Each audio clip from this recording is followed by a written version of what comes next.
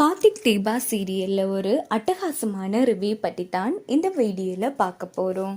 அதுக்கு முன்னாடி நம்ம சேனலை சப்ஸ்கிரைப் பண்ணாதவங்க கீழே இருக்கிற சப்ஸ்கிரைப் பட்டனை கிளிக் பண்ணிவிட்டு பக்கத்தில் இருக்கிற பெல் ஐக்கனையும் கிளிக் பண்ணிடுங்க. சரி வாங்க வீடியோக்குள்ளே போகலாம். இங்கே பார்த்தோன்னா நம்ம கார்த்திக் ரேவதி ரெண்டு பேருமே ரொம்ப நெருக்கமாக இருந்துகிட்ருக்காங்க. ஏன்னா அவங்க ஃப்ரெண்ட் கிட்ட வந்து நம்ம ரேவதி கார்த்தியை லவ் பண்ணுற மாதிரி நடிச்சிட்ருக்காங்க.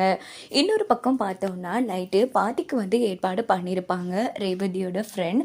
அந்த பார்ட்டியில் கார்த்தியை வந்து ரேவதி தப்பாக நினைக்கணுங்கிறதுக்காக நம்ம ரேவதி குடிக்கிற யூஸில் மாயா என்ன பண்ணுறாங்கன்னா அங்கே வேலை பார்த்துட்ருக்குற சர்வீஸ் ஒருத்தவங்களை கூப்பிட்டு மாயா நம்ம ரேவதி குடிக்கிற யூஸில் ஒரு விஷயத்தை வந்து கலக்க சொல்கிறாங்க.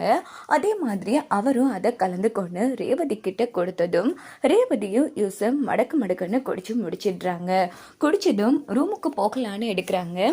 அப்பன்னு பார்த்து ரூமுக்கு போகிற வழியிலேயே கீழே விழ போகிறாங்க. உடனே கார்த்திக் தாங்கி படிச்சிடுறாங்க. ஸோ அதுக்கப்புறமா சீனை கட் பண்ணி மறுநாள் காலையில் காமிக்கிறாங்க. பார்த்தா ரேவதி நைட்டு புடவையோட இருந்திருப்பாங்க. ஆனால் ப்ளூ கலர் சுடிதாரோட இருக்காங்க. உடனே எழுந்திருச்சு, என்ன இது, நாம் நைட்டு சாரியோட இருந்தோம், இப்போ எப்படி சுடிதாரோட இருக்கோம், என்ன நடந்திருக்கும் அப்படின்னு யோசிச்சுட்டே தூங்கிட்டு இருக்கிற கார்த்தியை பார்த்து அந்த இடத்துல கார்த்திக் மேலே சந்தேகப்படுறாங்க ரேவதி. அப்படின்னா ஒருவேளை இவன் தான் நம்மளுக்கு ட்ரெஸ் எல்லாம் சேஞ்ச் பண்ணியிருப்பானா, ஐயோ போச்சு, என் மொத்த வாழ்க்கையும் போச்சு, எது நடக்கக்கூடாதுன்னு நாம் நினைச்சோமோ அது எல்லாமே நடந்துருச்சு அப்படின்னு சொல்லி ரேவதி வந்து செம டென்ஷன் ஆகிட்டு, ஏய் எழுந்திரியா அப்படின்னு சொல்லி கத்தினது. ரேவதி என்னாச்சு, நீ ஓகே தானே, உனக்கு ஒன்றும் இல்லைல்ல அப்படின்னது. போதும், இப்போ உன் அல்ப ஆசையெல்லாம் நிறைவேற்றிட்டல அப்படின்னும் போது, ஏய் என்ன பேசிட்டு இருக்க நீ அப்படின்னு கார்த்திக் சத்தம் போடுறாங்க. போதும், நீ நடிச்சதெல்லாம் போதும், இதான் வாய்ப்புன்னு நான் நைட்டு ஏதோ மயங்கி விழுந்ததை பயன்படுத்தி உனக்கு சாதகமாக பயன்படுத்திட்டல அப்படின்னும் போது ரேவதி முட்டாள்தனமாக பேசிட்டு இருக்காது. என்ன நீ சம்மந்தம் இல்லாமல் பேசிட்டு இருக்க, ஃபர்ஸ்ட்டு நைட்டு என்ன ஆச்சு தெரியுமா அப்படின்னு போது, இங்கே பாரு, நைட்டு என்னவோ நடந்திருக்கட்டும், நான் நைட்டு ஃபுல்லாக சாரியில் தான் இருந்தேன், இப்போ எப்படி இந்த சுடிதாருக்கு வந்தேன் சொல்லு, நீ தானா எனக்கு ட்ரெஸ் சேஞ்ச் பண்ணிவிட்ட சொல்லு அப்படின்னும் போது ரேவதி லூசுத்தனமாக பேசிட்டு இருக்காது. முதல்ல நைட்டு என்ன ஆச்சு தெரியுமா அப்படின்னும் போது, போதும் நீ எதுவும் சொல்ல வேணாச்சு, நீ இவ்வளோ அல்ப ஆசைப்பிடிச்ச கேவலமானவனாக இருப்பேன்னு நான் கொஞ்சம் கூட எதிர்பார்க்கவே இல்லை. ஐயோ கடவுளே, தப்பு பண்ணிட்டேன், நான் எதுக்கு தான் ஹனிமூன் வந்தனோ தெரியா அப்படின்னு சொல்லி ரேவதி செம டென்ஷனில் கத்திட்டு இருக்கும்போது அப்படின்னு பார்த்து அவங்களோட ஃப்ரெண்டு வராங்க.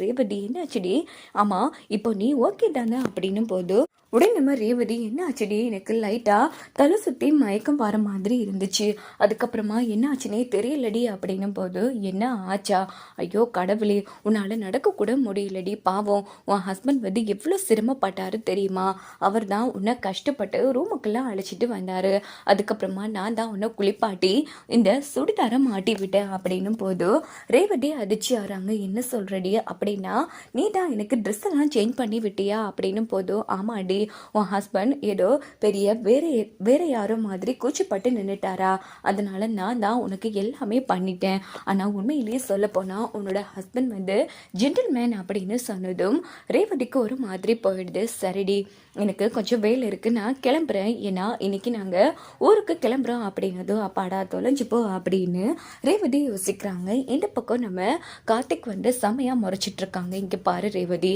மறுபடியும் சொல்கிற ஒரு விஷயத்தை யோசிக்காம என்ன ஏதுன்னு தெரிஞ்சுக்காம நீ வாய்க்கு வந்தபடி பேசுறது ரொம்ப தப்பு அப்படின்னு போது, எது தப்பு, இங்கே பாரு, இது உனக்கு சாதகமாக அமைஞ்சிருச்சு, அதனால நீ பேசிட்டு இருக்க, சரி பேச நான் கேட்குறேன் அப்படின்னு போது, இங்கே பாரு, இதை தான் நாளைக்கு நீ பண்ணிட்டு இருப்ப, நேற்று இப்படித்தான் ஒரு விஷயத்த முழுசா புரிஞ்சிக்காம நீ வாய்க்கு வந்தபடி பேசிட்டு இருக்க, இங்கே பாரு நீ பேசுறதுலாம் எப்போ நான் கேட்டுட்டு இருப்பேன்னு நினைக்காத, அவ்வளோதான் சொல்லிட்டா அப்படின்னும் போது, ஓஹோ பண்ணுற தப்பெல்லாம் நீ பண்ணிட்டு இப்போ ஏதோ எம்எல்ஏ தப்புங்கிற மாதிரி பேசிட்டு இருக்கேன், இங்கே பாரு, இந்த விஷயத்தில் நீ ஒழுங்கான ஜென்டில்மேனுங்கிறதுக்காக உன் கூட சேர்ந்து வாழ்வான்னு மட்டும் நினைக்காத அப்படின்னு சத்தம் போட்டுட்டு ரேவதி ரூமை விட்டு வெளியில் வந்துடுறாங்க.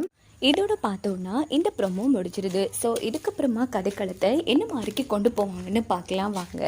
எப்படியோ அடுத்தடுத்த விஷயங்கள் நடந்தாலும் நம்ம கார்த்திக் ரேவதிக்கு இடையில் குட்டி குட்டி ரொமான்ஸ் நடக்கிற மாதிரி தான் சீனை வந்து கொண்டு போயிட்டுருக்காங்க. ஸோ எப்படியோ ஊருக்கு கிளம்புறதுக்கு முன்னாடி ரேவதி வந்து கூடிய சீக்கிரமே கார்த்திக்கை பற்றி தெரிஞ்சுக்கணும். அது மட்டும் இல்லாமல் ரேவதி சொல்லியிருப்பாங்க, கார்த்திக்கிட்ட ஆசைப்பட்டவன் வாழ்க்கையை எனக்கு கிடைக்க விடாமல் பண்ணிட்டேன்னு. அதே நிலைமை தான் நம்ம கார்த்திக்கும் தீபாவை அவங்களும் தீபா கிட்ட காதில் சொல்லியிருப்பாங்க. ஆனால் கடைசியில் தீபா கூட வாழ முடியாமலே போயிருக்கும். ஸோ அப்படி ஒரு வழி நம்ம கார்த்திக்கு இருக்கிறது தெரிஞ்சா ரேவதிக்கு கண்டிப்பாக நம்ம கார்த்திக் மேலே ஒரு அக்கறையும் ஒரு தனிப்பட்ட விதமான பாசமும் ஏற்படும். நம்ம கார்த்திக் யாருங்கிற உண்மை ரேவதிக்கு தெரியலனாலும் நம்ம கார்த்திக்கோட கடந்த கால வாழ்க்கையாச்சும் கூடிய சீக்கிரம் ரேவதிக்கு தெரிஞ்சா ரொம்ப நல்லா இருக்கும். இப்போதைக்கு யாரும் ரேவதிக்கிட்டே இந்த உண்மையை சொல்ல போகிறதில்ல.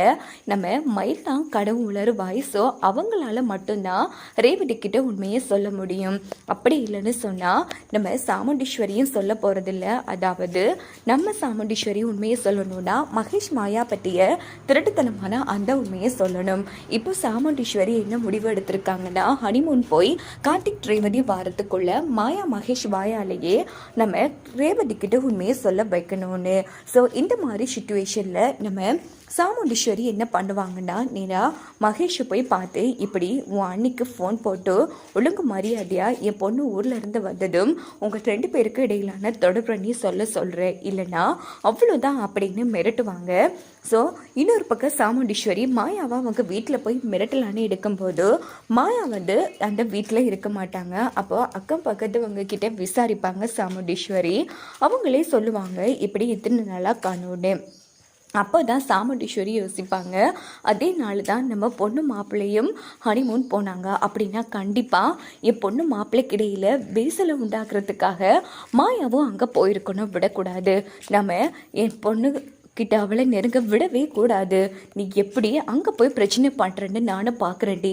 உன்னெல்லாம் இத்தனை நாளாக விட்டு வச்சதே ரொம்ப தப்பு அப்படின்னுட்டு உடனே சாமுண்டீஸ்வரி என்ன பண்ணுவாங்கன்னா ரேவதி கார்த்திக்கு தெரியாமல் அவங்களுக்கு எந்த பிரச்சனையும் மாயாவால் வரக்கூடாதுங்கிறதுக்காக அங்கே போய் கை நகர்த்த ஆரம்பிப்பாங்க சாமுண்டீஸ்வரி. இதுக்கப்புறமா மாயா நிறைய திட்டங்கள் போடும்போது அதை சாமுண்டீஸ்வரி முறியடிப்பாங்க. கிட்டத்தட்ட சாமுண்டீஸ்வரி கையிலேயே வசமாக சிக்கிடுவாங்க மாயா. ஸோ அவங்கள அடித்து எப்படியாச்சும் நம்ம ரேவதிக்கிட்ட உண்மையை சொல்ல வைப்பாங்க. இன்னொரு பக்கம் பார்த்தோம்னா நம்ம உண்மையை சொன்னாலும் ரேவதி நம்ப போகிறதில்ல. கார்த்திக் பற்றிய உண்மைகள் தெரியறதுக்கு முன்னாடி மகேஷ் ஒரு கெட்டவனுங்கிற உண்மை மட்டும் நம்ம ரேவதிக்கு தெரிஞ்சாலே மகேஷ் மேலே இருக்கிற ஆசை காதல் எல்லாம் போயிடும். ஸோ அவங்க கண்டிப்பாக எப்படியோ அவங்ககிட்ட இருந்து தப்பிச்சிட்டோம் பொழைச்சோங்கிற மாதிரி ரிலாக்ஸ் ஆகுவாங்க. ஸோ அதுக்கப்புறமா பார்த்தோன்னா எப்படியோ கார்த்திக் நம்ம வாழ்க்கையை காப்பாற்றிருக்காரு அப்படின்னு கார்த்திக் மேலே ஒரு தனிப்பட்ட விதமான அன்பு வர ஆரம்பிக்கும். இன்னொரு பக்கம் பார்த்தோன்னா கூடிய சீக்கிரமே நம்ம கார்த்திக் தீபாவோட கல்யாண விஷயங்கள் எல்லாமே ரேவதிக்கு தெரியணும். அது யாரால தெரிய போகுதுங்கிறது தான் மிகப்பெரிய ட்விஸ்டாக இருக்குது. இல்லை ரேவதிக்கே தானா தெரிய வருமாங்கிறதும் ஒரு பெரிய ட்விஸ்டாக இருக்குது. வாங்க வெயிட் பண்ணி பார்க்கலாம்.